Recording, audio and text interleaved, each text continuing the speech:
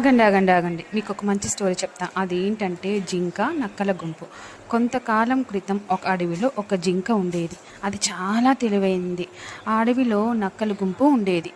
చలికాలం వచ్చింది. చలి తీవ్రత బాగా పెరిగింది.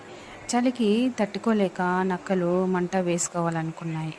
కొన్ని మినుగుర్లను చూసి నిప్పు అనుకొని చలి కాచుకోసాగాయన్నమాట. వాటి తెలివి తక్కువతనాన్ని చూసి జింక నవ్వుకుంది.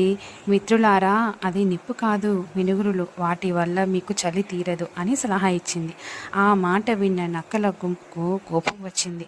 మాకే సలహా ఇచ్చేంత గొప్పదానివా అంటూ జింకను చుట్టుముట్టి దాడి చేసి చంపేశాయి. నీతి అయితే మూర్ఖులకు హితము చెప్పరాదు.